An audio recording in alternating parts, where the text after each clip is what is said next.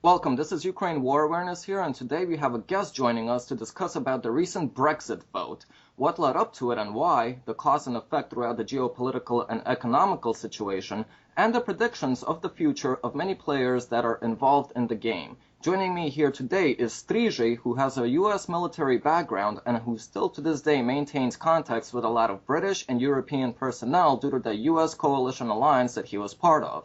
Now, Strizhi, why don't you tell the viewers a short military background history about what you've encountered through your career? I know that you were an Abrams tanker. That is correct, yes. So first things first, I wanted to say thank you for bringing me aboard your show. So it's an honor to be here. I once again do want to say thank you for that. I did my time when I went in. I joined up back in 2008. I was given the rank of private first class, joined 90 Kilo, which is, as you know, that's the MOS for armor.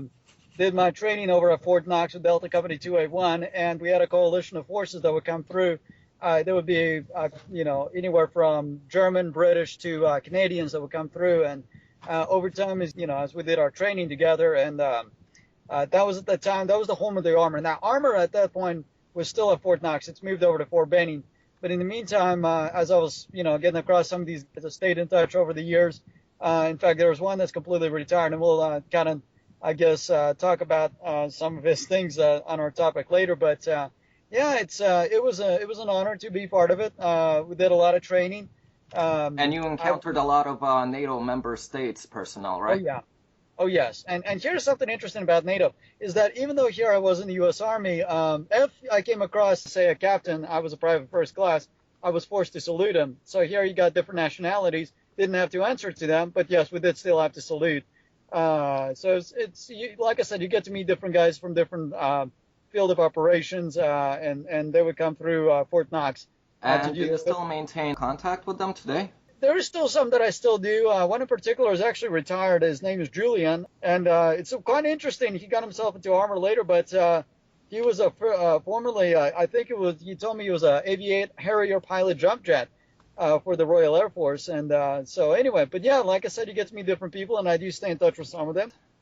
Have they mentioned or discussed with you about the Brexit and their feelings and opinions towards it? As the saying goes, when in the field, emotions out. During that time, we didn't discuss anything like that. But now that I've stayed in touch with them since, like I said, the one that specifically that is retired, I asked him about it just after that. I said, hey, congratulations on the vote. It looks like the people have done the right thing. And and I asked him about what was his take on it. And he happened to be from the part of a country, not obviously not from Scotland, as you well know that they clearly wanted to stay in. Scotland has been wanting independence for quite some time now. Is it? Okay, so independence as in from England or? Yeah, I believe Ireland as well, but I'm aware that the Scottish Labour leaders said that the British government would be, quote, categorically wrong to prevent second referendum on Scotland's future meaning their independence, but that's quite irrelevant. Okay, but in the meantime, I definitely asked him about it, and he's in a part, and he said that it was a very fair election. He definitely voted to stay out. He felt that now that he's an American citizen, a U.S. citizen, that EU, all this started out with, good intentions that had just kind of been left outdated. And so he felt it was time from the economical point of view that it was time for England to get its nationality back, its face back. It really, its currency and its flag, in essence. They didn't have to. So he was very proud that they made the right decision. And so why did he vote to leave the European Union? Did you two discuss that? Well, he didn't vote because once again he's a U.S. citizen over here now. But he was for leaving in the first place because of economic reasons. It was pulling down England in so many different ways. It's hard to even begin. When you have a coalition, let's be fair, I'm going to go through a little bit of just to kind of give you a jump down on where European Union stands today and when it was created. Officially, it was from the Treaty of Maastricht in 1993. Now, it's got three presidents of three different branches, and you got the president of the European Commission, the Council, and the Parliament. One is from Poland, another one's from Germany, another one from Luxembourg. So you have three different presidents from three different countries that have nothing to do with England, given England their laws, their point of view, and how they wanted things to be run. In addition, with all the instabilities happening in places like, let's just name a few, Greece, Spain, and Italy, it was bringing down England at such a way where it was almost like carrying weight. Oh yeah, So immigration, England totally had to contribute a lot in those European Union bailout packages, but it wasn't an investment towards them. It was just a loss towards them.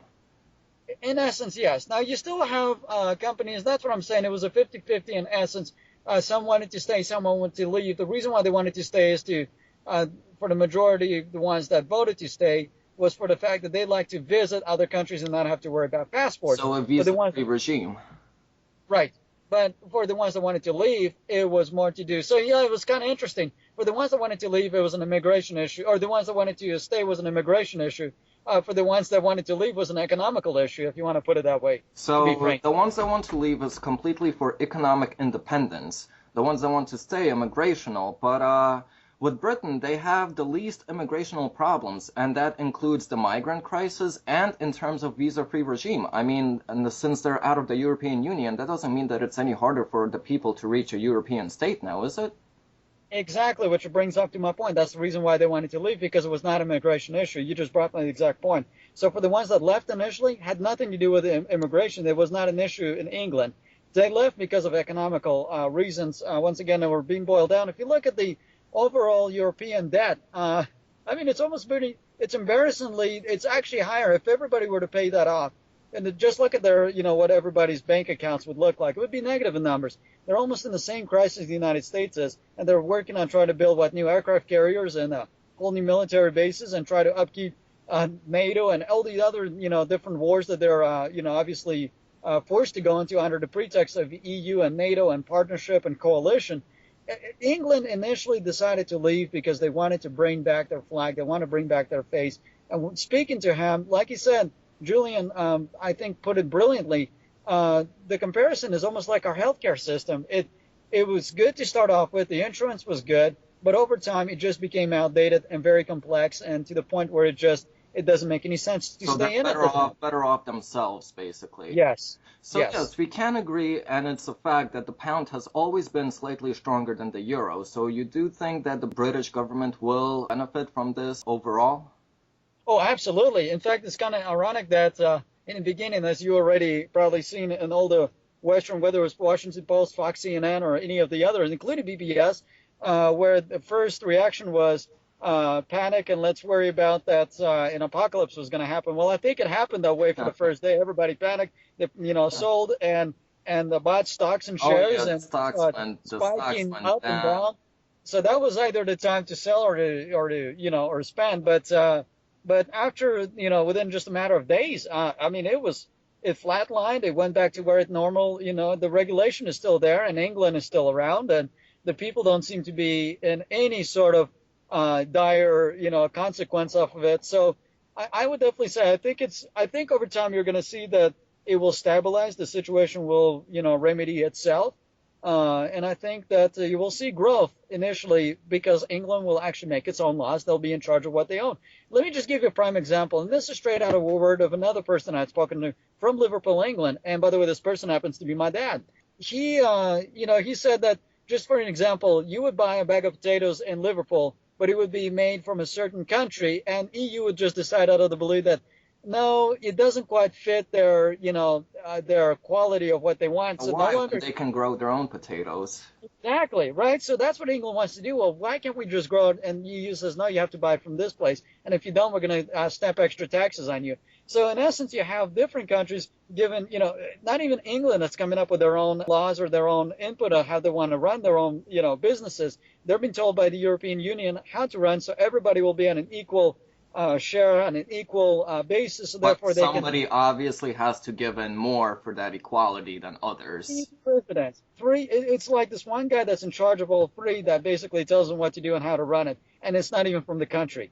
So the sanity behind it was to leave. The insanity would have been to stay, and it was against all odds that England had even pulled out. So major kudos. I think this is a moment of celebration. We definitely should be applauding the British. I think they're more American than we are.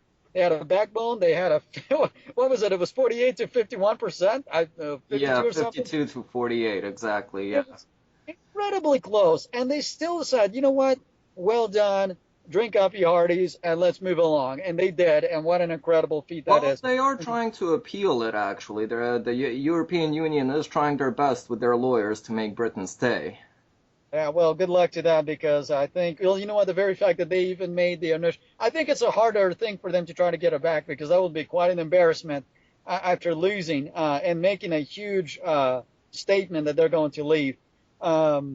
Regardless, whatever they're going to try to do, I think at this point it's gone. It's gone forever. It's gone for good. It's going to, they see, they have 2 years before they can officially leave. So the 2 years they're going to play around and do whatever they want. But it is official. It's time to pull that Article 50 and make it happen. Right, So. right. All right, so we talked about the situation and how it happened. Now let's talk about the future and what cause and effect this might have. Now you mentioned the Washington Post, and I'm sure in your military career you were also briefed about public relations a lot. So Washington Post posted an article along with some other media sources that for quite some time, basically, we know that Prime Minister of Britain, David Cameron, was trying to secure better relations and trade with China. According to articles such as from the Washington Post, as they were referred to as, quote, China losing their best friend in terms of David Cameron stepping down. Do you believe that this will hamper Sino-British relations and potential trade agreements that they may have been working on? Or do you think it'll be a blow to either Chinese, British economy, or both in terms of annual trade, business, and even relations? Well, let's put it into context a little bit. China's GDP is actually higher than the EU's. You're looking at 20 trillion versus 19, so that's one. The other aspect of that would be that England, now that we'll be able to, I would say they would actually renegotiate the deal. It would not hamper Chinese and British relations in any way. They have too much in common. They have too many things and goals in mind. They got too many businesses, alliances that they've gotten together. Oil being a huge one. On the PR side of things, as public relations that you stated. So the partnership, you believe, will proceed? Oh, absolutely. Absolutely. I think it would be strengthened because, once again, England will get to determine their own negotiation, and it probably will benefit both countries. So instead of China appeasing 24 nations, it's only now appeasing China and England. So you think about that. What are your I would actually be quite happy if I was, China. But again, it depends on what deals they had made previously.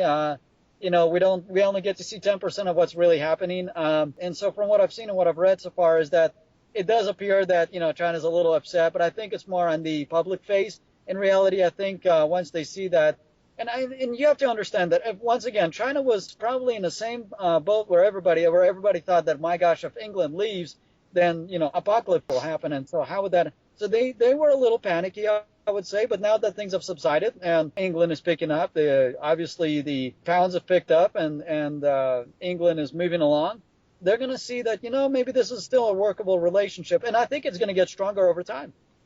That still depends on which prime minister will step up in Cameron's position. Do you think that they will stall at the very least, or will they be speeded up? Right. Well, okay. So as far as China is concerned, I think there will be a negotiation timetable. I wouldn't say stall. I think they're going to look at the negotiations a little closely. Not to mention that there's still a 2-year process. So while China and England and EU are working their deals out, it's going to be a three-way, 2-year tango that's going to ensue. But within those 2 years, they might sign as much deals as they possibly can and force each other's contracts for the new prime minister. That goes for almost anybody that's going to be working with England from here on out. So yes, England have made a huge blow to EU. EU is going to learn from its mistakes, maybe going to remedy, but China is also learning from it, and we'll just see what happens. So I don't want to make any predictions, but I think it would be in Chinese and British interest to cooperate and strengthen their relations on a national level, not on an organizational at this point. Right. That's a valid point. Now, you mentioned that this is a blow to the European Union. Now, so here's a question. Now, we know that the poorer countries in Eastern Europe that are part of the European Union or other countries have signed a free trade association agreement with the EU. This includes Moldova, Ukraine, and even Georgia. What do you think is coming for these nations that had large-scale protests throughout all of them and even leading up to a civil war in Ukraine about this? Is it a blow to the people and the governments of those nations, or will they benefit from this, or nothing will change? Well, okay, so here's the thing. We have to kind of look back in history. See, those countries have been poor for a long time, and almost anything looks good to them. I would almost say that I don't know that it would affect them as much. I think it's a wake-up call. they're going to look closer, a little harder on who they're going to want to put their bets in their future and their history. I mean, you think about how many generations are going to be impacted. This is not a light decision. I think people were quicker paced to join NATO and EU